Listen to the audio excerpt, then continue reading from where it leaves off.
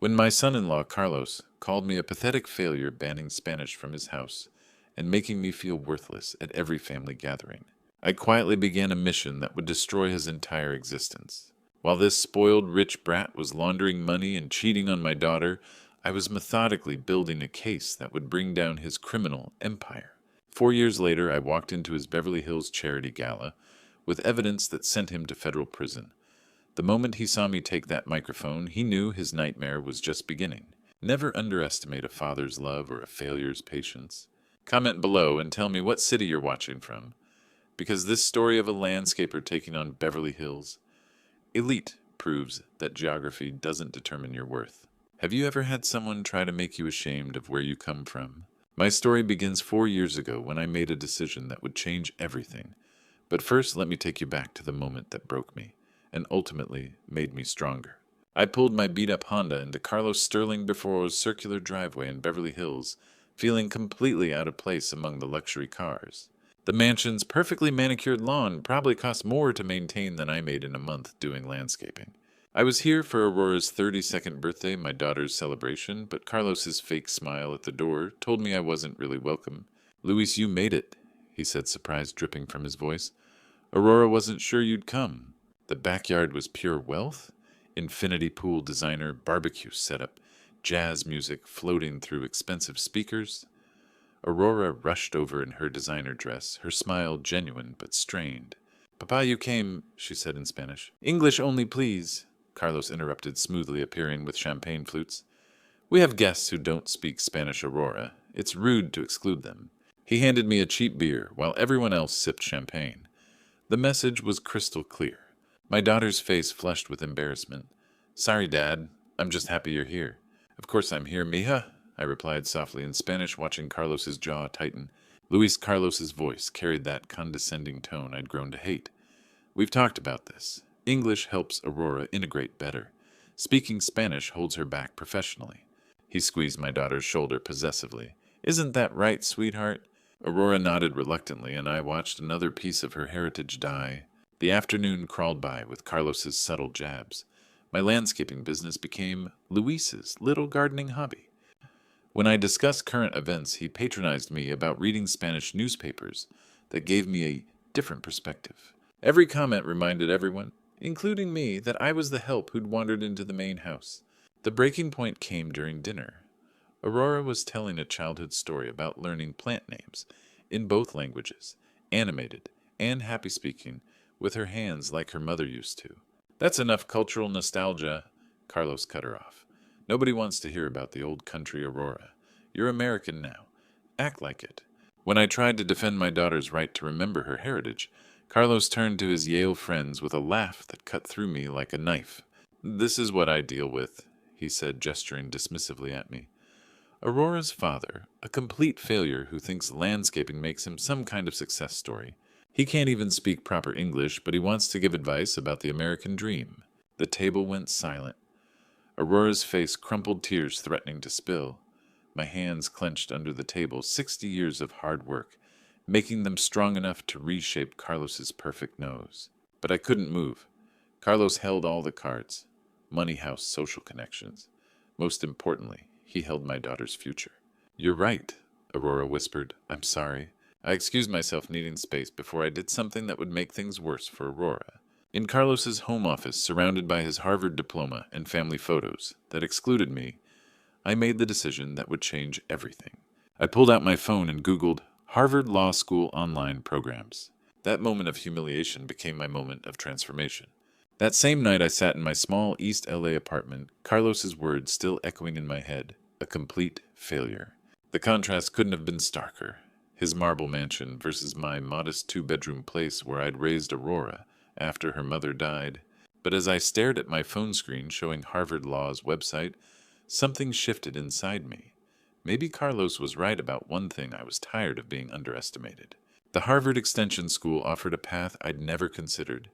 Evening classes, online programs designed for working professionals. People like me. People who couldn't afford to quit their day jobs but refused to quit on their dreams. The application requirements seemed impossible. Personal statement. recommendations, undergraduate transcripts from a community college degree I'd earned 20 years ago while working 2 jobs. I made coffee and sat at my kitchen table until 3 a.m., reading every word on that website. The Master of Liberal Arts in Extension Studies with a concentration in legal studies. It wasn't Harvard Law School proper, but it was Harvard. Real professors, rigorous coursework, a degree that would mean something. More importantly, it was something Carlos could never take away from me. My landscaping business, Hernandez Landscaping, had been growing steadily. What started as me with a pickup truck and basic tools had become a small operation with 3 employees. We maintained gardens for middle-class families in Pasadena and Glendale. Honest work that paid the bills and kept my hands busy.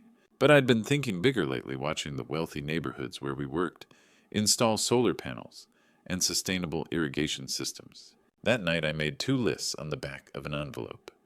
The first, everything I needed to apply to Harvard. The second, how to expand Hernandez Landscaping into green energy solutions. California was pushing renewable energy hard, and wealthy homeowners wanted to feel good about their environmental impact while saving money on utilities. I had the landscaping connections, the trust of homeowners, and 25 years of experience making things grow in the desert climate. The business expansion would fund the education. The education would give me the credibility to expand the business further. And both would give me something Carlos's money couldn't buy: self-made success. I pulled out my laptop, a 5-year-old Dell that Aurora had given me for Christmas, and started typing my personal statement. My name is Luis Hernandez, and I have spent 30 years learning that the American dream doesn't care about your accent, your zip code, or what other people think you're capable of achieving. By sunrise, I had completed the Harvard application researched solar panel installation certifications and made a list of potential investors for Hernandez Green Energy Solutions. The name had come to me around 4 a.m., and it felt right.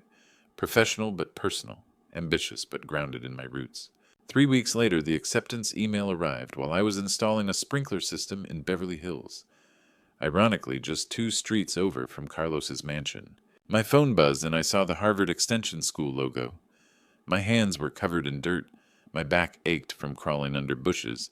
But as I read, "Congratulations, Mr. Hernandez," I felt something I hadn't experienced in years' pride in my own potential. That evening, I logged into my first online class, Introduction to Legal Reasoning. The professor's voice came through my laptop speakers as I sat in the same kitchen where I'd made my decision.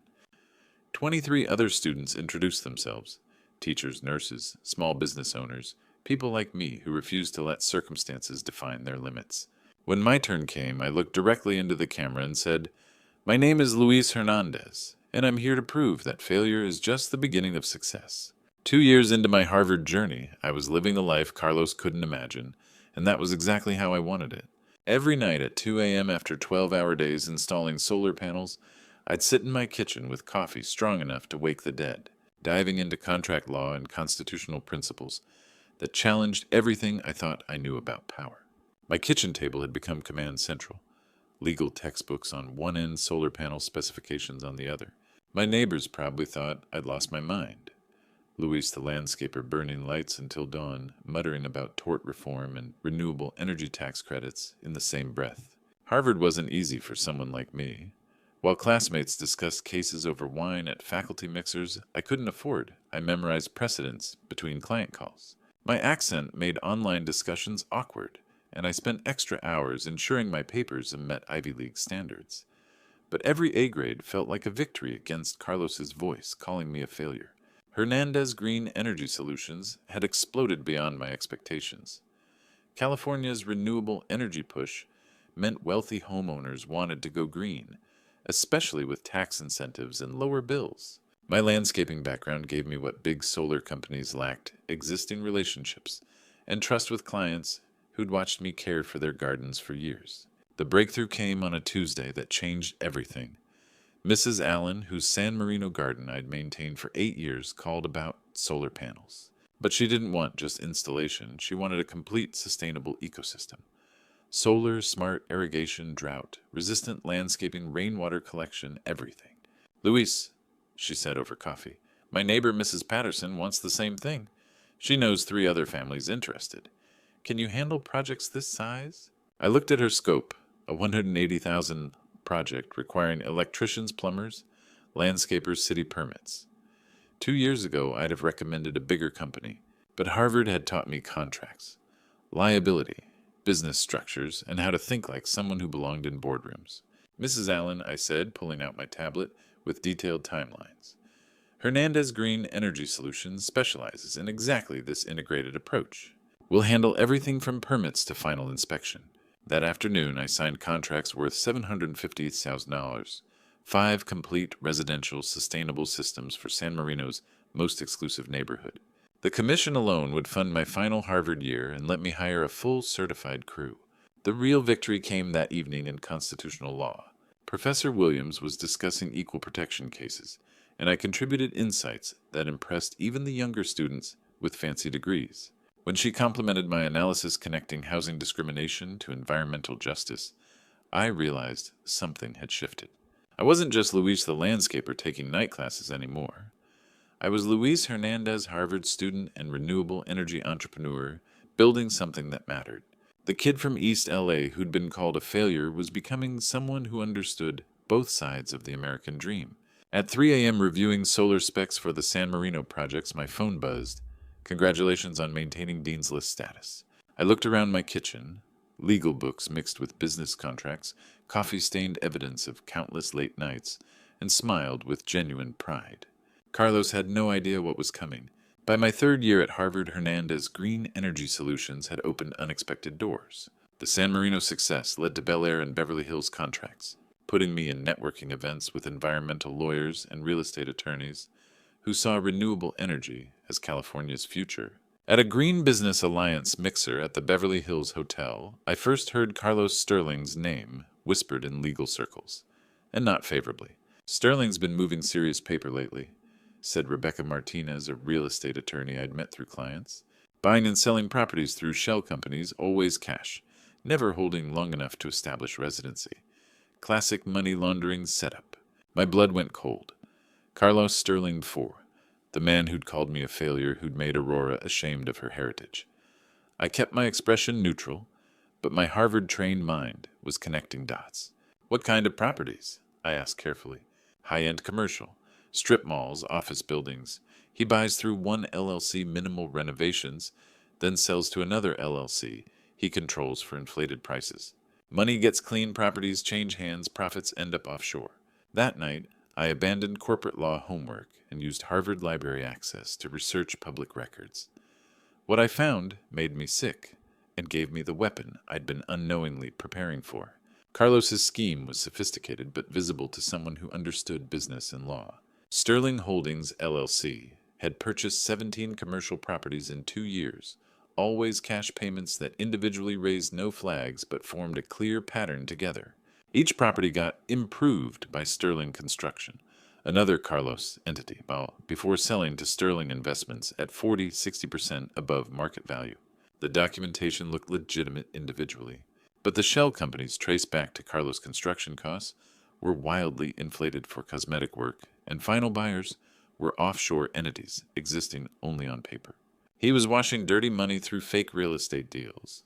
My Harvard training taught me to think like a prosecutor. Where was the source money?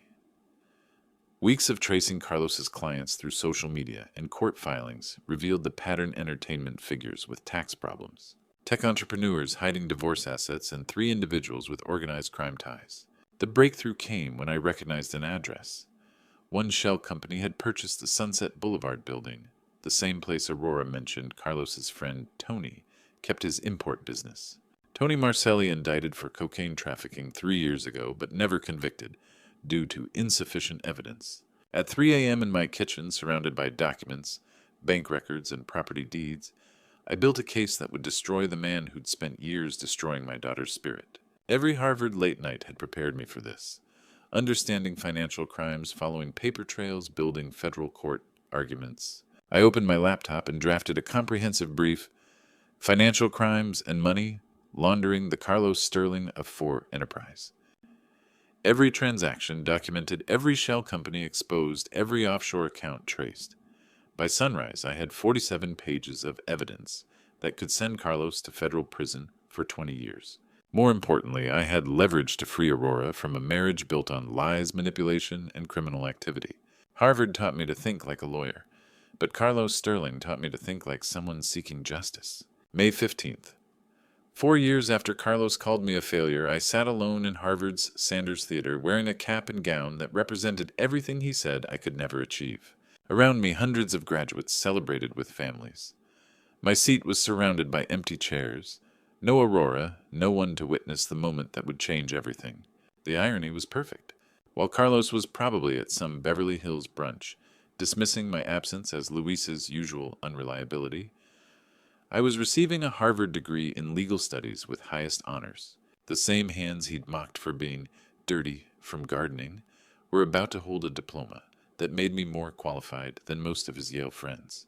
Luis Hernandez, the dean, announced. I walked across that stage with quiet dignity, the diploma heavier than it should have been. Not just paper, but 4 years of 2 a.m. study sessions and the accumulated weight of every insult Carlos had thrown at me. No cameras flashed for me, no proud parents, no celebration dinner. Just me, my achievement, and knowledge that I'd earned something Carlos's money could never buy my place at Harvard through merit alone. After the ceremony, I walked through Harvard Yard one final time as a student. The red brick buildings that had intimidated me 4 years ago now felt familiar. I'd spent countless hours in Widener Library, attended seminars from world-renowned professors, written papers challenging Supreme Court precedents. My phone buzzed. Dad, Carlos says you missed another family dinner. Where are you? Aurora. I stared at that message. For 4 years I'd lied to my daughter about my evenings, why I was always tired, why I seemed distracted. She had no idea her failure father had just graduated from Harvard. She didn't know about Hernandez Green Energy Solutions hitting $43 million. She certainly didn't know about the legal brief that could destroy her husband. But she would, soon. Sorry, Mija. Had something important to finish. I'll make it up to you. That evening, overlooking the Charles River, I researched Beverly Hills charity events. Carlos loved those gatherings. Networking opportunities, wealth displays, social status reminders.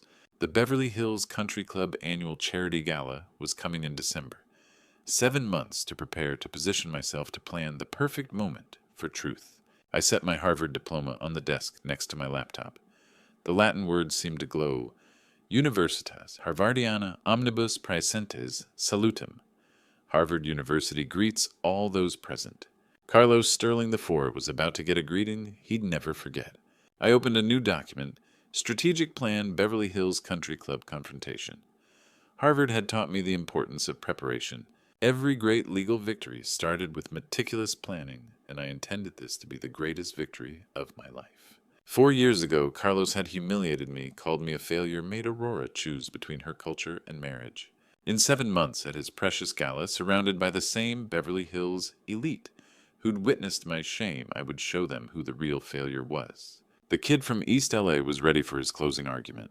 3 months after my secret graduation, everything was falling into place. Hernandez Green Energy Solutions had exploded beyond my wildest expectations, attracting serious investors and expanding across California's wealthiest neighborhoods. The kid from East LA now had resources Carlos could only dream of.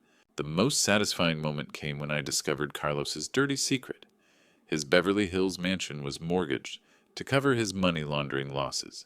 The bank needed a buyer for the 8 Rs. $2 million loan. I paid cash. Carlos had no idea that the failure he'd mocked now owned his home. Every marble surface where he'd humiliated me, every room where he'd made Aurora ashamed of her heritage. All mine. The Beverly Hills Country Club Gala invitation arrived in September. Gold, embossed, and elegant. Perfect. I spent weeks preparing organizing certain documents, making specific arrangements. Everything had to be precisely timed for maximum impact. Then 1 week before the event, my phone rang. Luis Aurora's voice was strained. Carlos asked me to call about the charity event. My heart sank, but I already knew. He says the invitation was sent by mistake. The event is for major donors only, and he thinks it would be awkward given the social differences. He's trying to protect you from feeling out of place? Protecting me. The criminal was protecting me from embarrassment. Tell Carlos I understand completely, I said calmly. And Aurora, tell him I said thank you. This conversation just made everything much clearer. After hanging up, I sat in my office staring at the city skyline. Carlos had just handed me the perfect justification for what I'd been planning. His arrogance would be his downfall. I opened my desk drawer and pulled out a thick manila envelope. Months of careful preparation condensed into documents that would change everything. Legal papers, business records, photographs, recordings, evidence that told a story Carlos never wanted revealed. My phone buzzed with a text from an old Harvard classmate now working at the FBI's white-collar crime division. "Luis got your message. Very interesting material. We should talk soon." I smiled thinking about the conversation I'd had with Agent Sarah Chen just yesterday. How I'd casually mentioned some irregularities I'd noticed in certain real estate transactions. How she'd become very interested when I mentioned shell companies and offshore accounts. Carlos thought he was protecting me from social awkwardness. He had no idea what was really coming. I pulled out my laptop and typed a single email to my assistant. "Confirm the catering order for next Saturday. Make sure everything arrives exactly as planned. The surprise element is crucial." Then I made one final call to a contact I'd cultivated carefully over the past month. Someone with access to the Beverly Hills Country Club security system. Someone who owed Hernandez Green Energy Solutions a significant favor. "It's Luis," I said when he answered. "Is everything set for Saturday night? Good. Remember, timing is everything." 1 week. Carlos Sterling IV had 1 week left of feeling superior to the failure from East LA. After Saturday night, the whole world would know who the real failure was. The Beverly Hills Country Club glittered like a jewel against the December night as I pulled up in my new Lexus. Valet attendants rushed to park Bentleys and Ferraris, their faces showing polite confusion when they saw me, the uninvited guest Carlos had tried to exclude. Inside, 500 of California's elite mingled under crystal chandeliers, champagne glasses catching the light as they celebrated another year of charitable giving. I recognized faces from magazine covers, political fundraisers, and business journals. The same crowd that had witnessed my humiliation 4 years ago was about to witness something very different. Carlos stood near the main stage, resplendent in his custom tuxedo, holding court with investors and politicians. Aurora was beside him in a stunning gown, but I could see the strain around her eyes, the look of someone who'd been performing happiness for too long. I moved through the crowd slowly, deliberately watching Carlos's face when he finally spotted me. The color drained from his cheeks as our eyes met across the ballroom. He whispered something urgent to Aurora, then began pushing through the crowd toward me. "Luis," he hissed when he reached me, his voice low but furious. "What the hell are you doing here? I made it very clear you weren't invited." "Interesting thing about charity events, Carlos," I said calmly, straightening my bow tie. "They're supposed to welcome anyone who wants to support the cause." "Security," Carlos called, but I was already moving toward the stage where the evening's program was about to begin. The master of ceremonies, a silver-haired philanthropist I recognized from business magazines, was adjusting the microphone. "Ladies and gentlemen, if we could have your attention." I approached the side of the stage, catching the eye of my contact from the security company, the man whose solar installation I'd personally overseen last month. He gave me an almost imperceptible nod. "Excuse me," I said to the MC, showing him a business card. "Luis Hernandez Green Energy Solutions. I believe there's been a scheduling change." The confusion in his eyes lasted only a moment before my security contact whispered something in his ear. Money talks in Beverly Hills, and my company had become a very loud voice. "Of course, Mr. Hernandez," the MC said, stepping aside. "The stage is yours."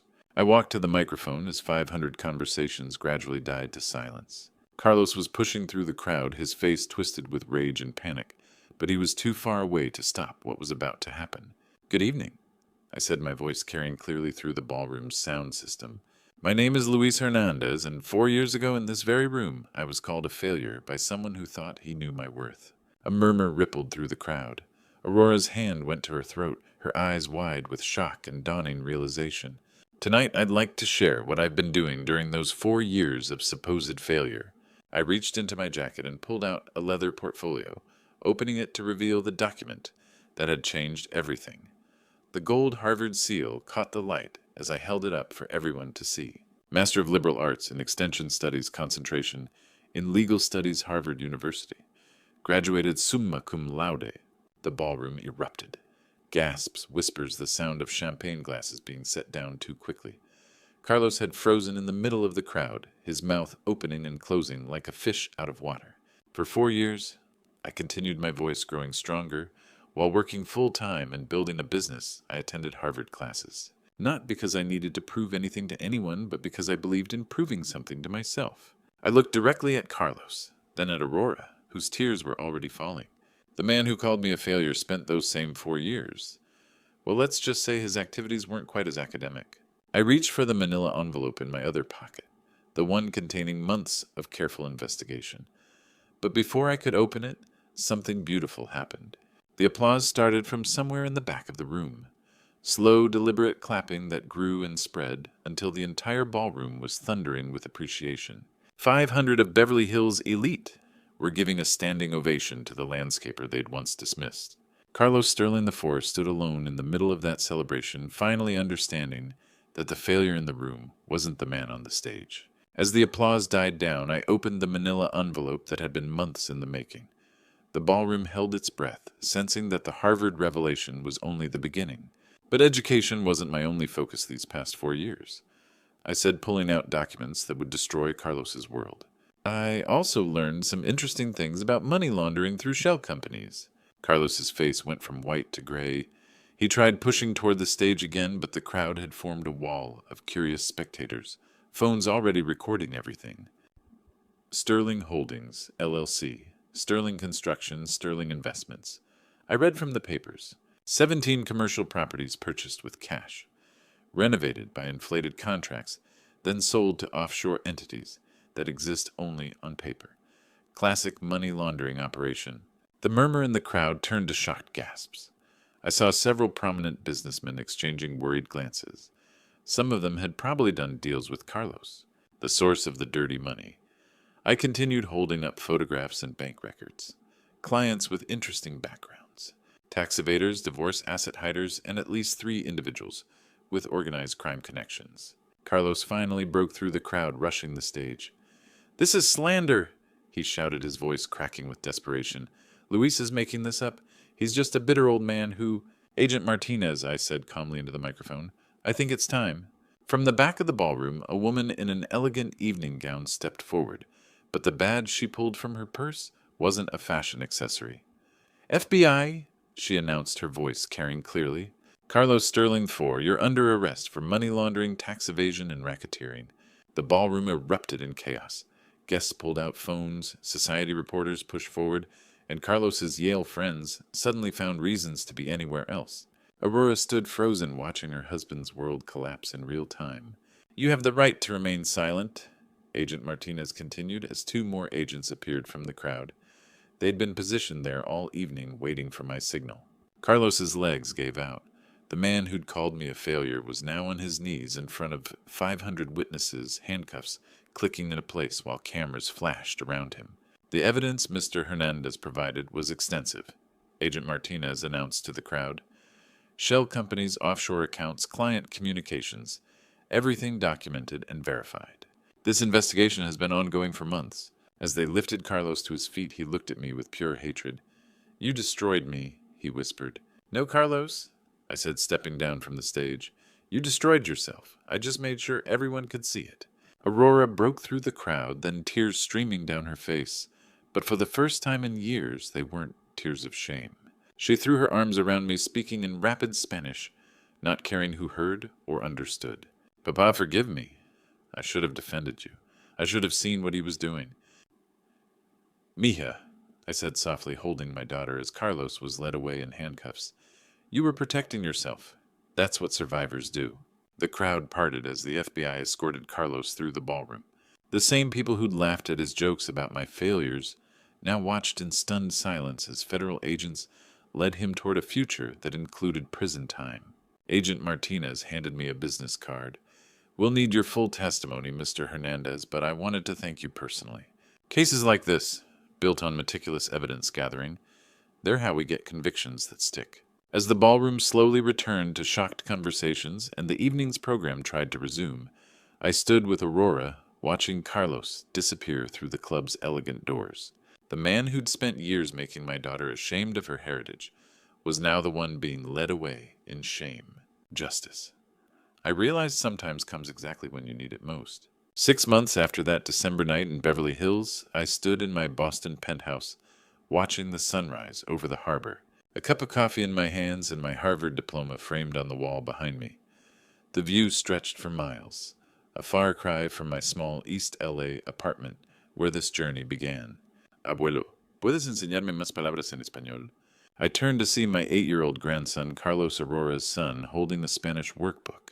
For the first time in years, he was asking to learn his heritage language without fear of disappointing anyone. Of course, mijo, I said, kneeling to his level. What would you like to learn today? How to say my grandfather is successful in Spanish, he said with a grin that reminded me so much of Aurora at that age. Mi abuelo es exitoso, I taught him, and he repeated it carefully, proudly. Aurora appeared in the doorway, healthier and happier than I'd seen her in years. The divorce had been swift once Carlos's criminal activities became public. The house, the assets. Everything had been seized by federal authorities, but Aurora had walked away with something more valuable, her freedom and her identity. Dad, she said, joining us at the window. I got the call from Hernandez Foundation. The scholarship program is fully funded. We can help 50 families this year. The Hernandez Foundation had been Aurora's idea, using part of my business success to help other immigrant families pursue education while maintaining their cultural identity. No more choosing between heritage and advancement. No more shame about speaking Spanish or celebrating traditions. Hernandez Green Energy Solutions now operated across 3 states, employing over 200 people. But the real success wasn't measured in dollars. It was measured in the families we'd lifted up, the communities we'd empowered, the children who would never have to choose between their culture and their dreams. You know what I'm most proud of? I asked Aurora as we watched Carlos practice writing Spanish words. What, papa? That he'll never know what it feels like to be called a failure for being who he is. That evening, as 3 generations of our family gathered for dinner in my penthouse dining room, I looked around the table and saw something Carlos's money could never buy. Genuine happiness. Cultural pride and unconditional love. Carlos was teaching his younger sister Spanish words while Aurora helped them with homework. The conversation flowed naturally between English and Spanish, no one correcting or judging, just family being family. My phone buzzed with a news alert. Carlos Sterling IV, sentenced to 15 years federal prison for money laundering. I showed Aurora, who simply nodded and went back to helping her children with their studies. Justice had been served, but more importantly, healing had begun. As I tucked my grandchildren into bed that night, Carlos looked up at me with serious eyes. Abuelo, will you tell me the story about how you became successful? Ma. Mijo. I said, sitting on the edge of his bed, success isn't about proving others wrong. It's about proving to yourself that you're capable of more than anyone, including you, ever imagined. The story I began 4 years ago with humiliation and determination had become a legacy of resilience, education, and cultural pride. The failure from East LA had become the Harvard graduate, the business owner, the grandfather, who could give his family everything Carlos had tried to take away: dignity, opportunity, and the freedom to be proud of who they are. Sometimes the greatest revenge is simply living, well loving your family, and never forgetting where you came from. If this story inspired you, share it with someone who needs to hear that their current circumstances don't define their future potential. And remember, it's never too late to prove that failure is just the first step towards something extraordinary. Looking back on my journey, I've learned that God tests us, not to break us, but to show us our true strength. When Carlos called me a failure, God was already preparing a path I couldn't see: Harvard classes, business success, and the evidence that would free my daughter. Like many betrayal stories, mine began with pain and humiliation. But betrayal stories also teach us that our worth isn't determined by those who hurt us. It's determined by how we rise above their cruelty. Every night I studied law while Carlos slept peacefully. God was building my character and my case. Grandpa's stories like mine aren't just about revenge, they're about legacy. When my grandson asks me to teach him Spanish now, I see how God turned my shame into his pride. The best grandpa stories show children that their heritage is a gift, not a burden to hide. I spent 4 years becoming the man God always knew I could be. Not to prove Carlos wrong, but to prove to myself that failure is just God's way of redirecting us toward our true purpose. Sometimes the greatest victory isn't destroying your enemy.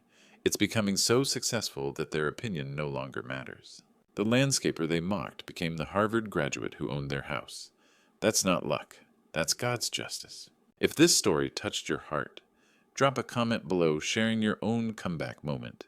Hit that like button if you believe everyone deserves respect, regardless of their background. And don't forget to subscribe for more incredible stories of triumph over adversity, because everyone has the power to rewrite their ending.